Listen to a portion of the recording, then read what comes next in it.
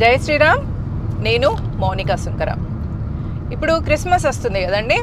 మన చుట్టుపక్కల ఉన్న క్రిస్టియన్స్ మనకి కేకో వాళ్ళ స్వీటో ఏదో ఒకటి తీసుకొచ్చి ఇస్తారు. తీసుకోకండి. ఎందుకంటే వాళ్ళు మనం ఏదైనా తిరుపతి ప్రసాదం ఇచ్చినా, దేవుడి దగ్గర కొట్టిన కొబ్బరికాయ ఇచ్చినా వాళ్ళు తినరు. ఇప్పుడు క్రిస్మస్ సెలబ్రేషన్స్ ఉంటాయి చర్చిలల్లో అని మనల్ని రమ్మని ఇన్వైట్ చేస్తారు. అదే మనం ఎప్పుడైనా మన ఇంట్లో సత్యనారాయణ వ్రతం చేసుకున్నా, గుళ్ళో ఏదైనా అన్నదానం అయినా రమ్మనంటే రారు. మరి ఎందుకు రారు అంటే వాళ్ళ దృష్టిలో హిందూ దేవీ దేవతలంతా సాతాను అంటే రాక్షసులు, వాళ్ళని నమ్ముకుంటే నరకానికి పోతారు. అదే జీసస్ని క్రిస్టియానిటీని నమ్ముకుంటే క్రిస్టియన్స్ అందరు స్వర్గానికి పోతారు. ఏ పాపమ్మనే చేయని, వాడు రేప్ చేయని, మర్డర్ చేయని, క్రిస్టియన్ అయితే చాలు బ్యాప్టిజం తీసుకుంటే వాడు స్వర్గానికి పోతాడు అనే మూర్ఖపు నమ్మకంలో వాళ్ళు బ్రతుకుతారు. బ్రిటిష్ క్రిస్టియన్లు మన పూర్వీకుల మీద చాలా దౌర్జన్యాలు చేసిండ్రు, అది గుర్తుపెట్టుకోండి. అల్లూరి సీతారామరాజు మీద ఎంత కోపం అంటే గిరిజనులను వాళ్ళ కోసం నిలబడతాడా, మన్యం ప్రజల కోసం నిలబడతాడా అని ఒక బుల్లెట్తోనే ఎవరైనా చచ్చిపోతారు. కానీ అట్లాంటిది ఆయన మీద 100 గుళ్ళు పేల్చారు. అంటే ఎంత ద్వేషం, ఎంత పగ ఉంది చూడండి బ్రిటిష్ క్రిస్టియన్స్కి. మళ్ళీ ఇంకెవరిని కట్టబ్రహ్మని ఏమంటాడంటే, ఒరే తెల్ల కుక్క, నారు పోసావా, నీరు పోసావా, నీకెందుకు గట్టాలరా మేము చిస్తూ అని అంటే ఆయనను ఉరికంబం ఎక్కిస్తాడు.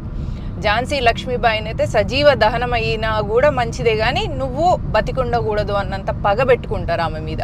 సుభాష్ చంద్రబోస్ శవం కూడా దొరకనీయకుండా చేస్తారు. రామ్జీ గోండుని రజాకర్లు బ్రిటిషర్లు కలిసి ఆయనను పట్టుకొని ఆయనతో పాటు ఉన్న 1000 మందిని ఒక చెట్టుకి ఊరేస్తారు. అంటే ఇట్లా ఇంతమంది వాళ్ళ జీవితాన్ని త్యాగం చేసిన మన పూర్వీకుల పట్ల మనకు కూడా అభిమానం ఉండాలి కదా. మరి వాళ్ళ వారసులుగా మనం ఇంత గలీజ్గా వీళ్ళు ఇచ్చిన కేకులకు నోరెళ్ళ పెట్టి సిగ్గు శరం ఇడిచిపెట్టి తింటామా? తినొద్దు కదా. వాళ్ళని దగ్గరికి రానియద్దు, వాళ్ళ దగ్గరికి మనము కూడా పోవద్దు.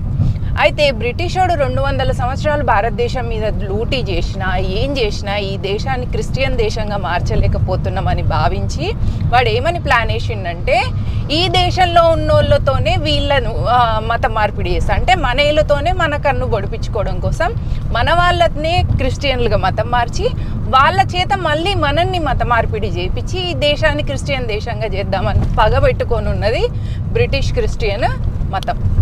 కాబట్టి మన పూర్వీకులు మన కోసం చేసిన త్యాగాన్ని గుర్తించండి. క్రిస్మస్కి క్రిస్టియన్లకు దూరంగా ఉండండి.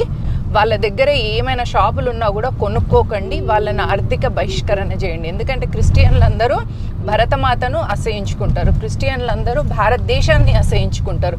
క్రిస్టియన్లు చాలామంది కూడా భారతమాతకి జై అనరు. వాళ్ళు అంటారు, పాస్టరు అనేవాడు ఒకడు ఉంటాడు, భరతమాత అంటారు కదా, భరతమాతకి ఎంతమంది మొగుళ్ళు అట, వాడిని ఏ చెప్పుతోని కొట్టాలి మనం?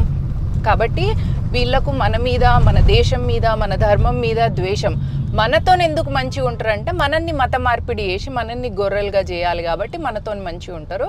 ఇంటర్నల్గా వీళ్ళకు మన హిందూ ధర్మం అన్న ద్వేషమే, మన భారతదేశం అన్న ద్వేషమే.